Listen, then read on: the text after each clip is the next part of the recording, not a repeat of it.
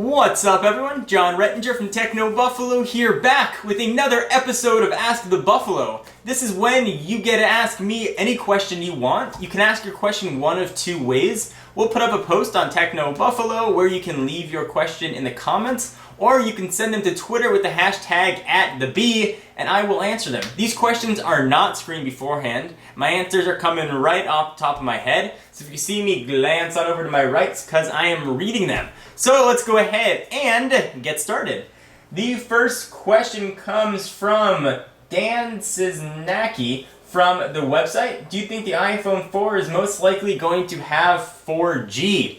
Dan, I can tell you that I hope so. So we're looking at now two separate carriers, at least in the US, AT&T and Verizon, running on two different main frequencies. So AT&T will have an LTE network. They currently don't. They're calling their HSPA Plus network 4G. Verizon, on the other hand, has a 4G network using LTE, but they don't have an HSPA Plus network. So if they were to make the iPhone 4 4G, it would have to support both of those. You could say it would have LTE, and then AT&T just wouldn't support it yet until it got launched. I think it's going to get really messy. So unfortunately, my sad answer is that I think the next iPhone will not have 4G. And if you guys have ever used Verizon's 4G network, I've talked about it a ton. It is blazing fast. I would love to have an iPhone on Verizon's 4G LTE network. That would make me quite the happy panda. Alright, so let's go to the next question. This is also from the website from Skytan97. How many staffs does Techno Buffalo have? If I answer that, I'm going to answer it with something dirty. So I'm just going to skip that one. Okay, so let's go over to Twitter using the hashtag AskTheB. This one comes from Xiao Croy. At John for Lakers, I'm looking to buy a tablet. How do I know which one is right for me? There are some awesome tablets on the market.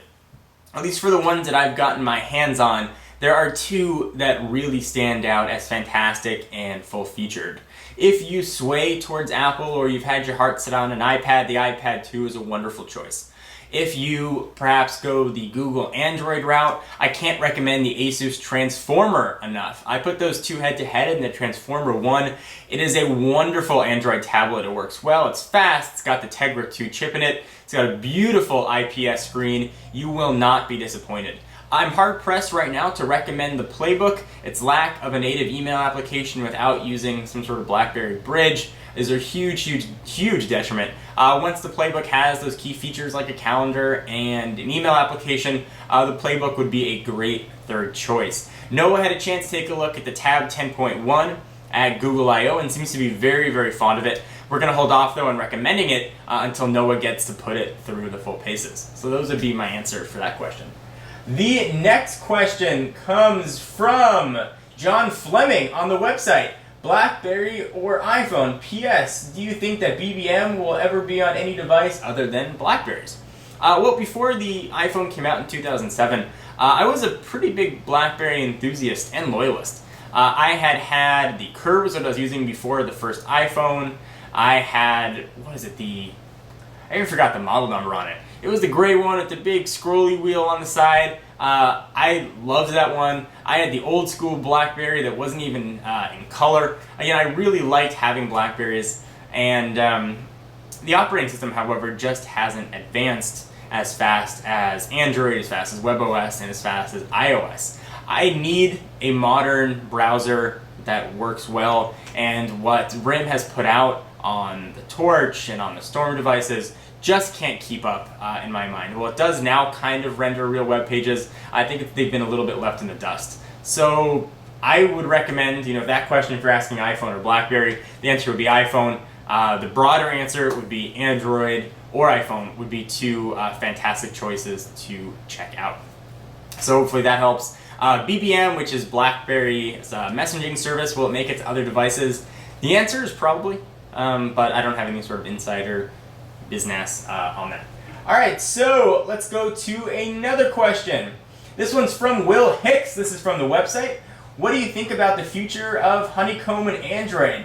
Do you think everything Android related announced at Google I/O was good for the future of the platform? Well, Honeycomb will be, superseded by Ice Cream Sandwich, which is going to take over and unify the Android platform, or at least try to. So Honeycomb is sort of a step in between. I think that we've seen Honeycomb 3.1 coming out to Zoom tablets. We'll see it come out to the rest of the current Honeycomb tablets. And then it'll all be about Ice Cream, and the big debate's going to be, when is my Honeycomb tablet going to get updated to Ice Cream? It's not getting updated, it's not getting updated, and they're going to want to make you buy a new tablet. That's the nature of tech, unfortunately. So it's annoying. If you really want to get your hands on some Ice Cream tablets, your best bet's probably going to wait until the holidays of this year. All right, let's take a few more questions. Let's go to Josh. This is also from the website. Hey, John, do you think the 3DS will catch on and sell as much as the DS? Also, do you think the NGP, which is Sony's next generation portable, or PSP2 will outshine and make people forget about the 3DS? You guys have heard me talk about the 3DS quite a bit.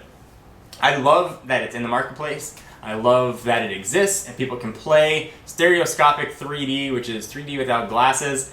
For me, it killed my eyes. After 15 minutes of using it, I felt like I'd been staring at a computer monitor for like 8 to 10 hours. You know, when your eyes just feel tired and buggy, like they're gonna fall out of your head on the floor and then roll down the stairs. That's how I felt using the 3DS. I think it's novel.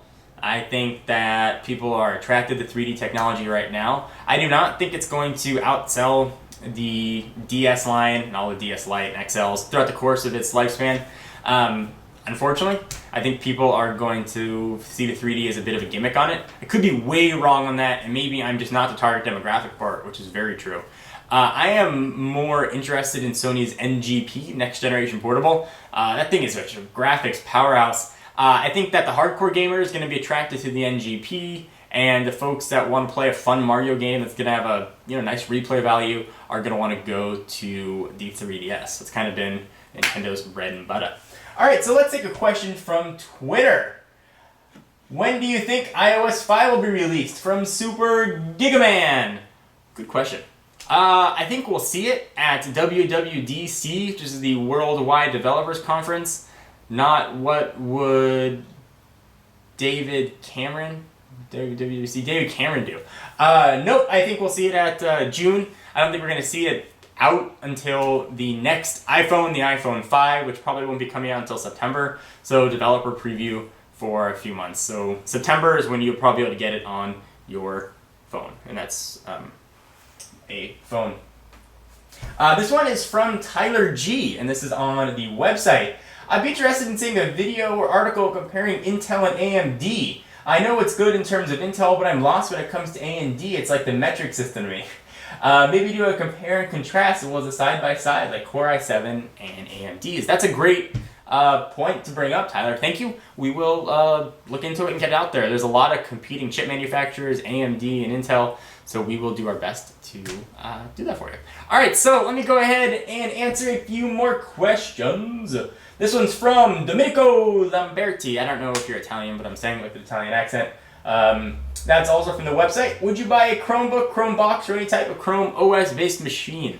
My answer, personally, and you said, would you?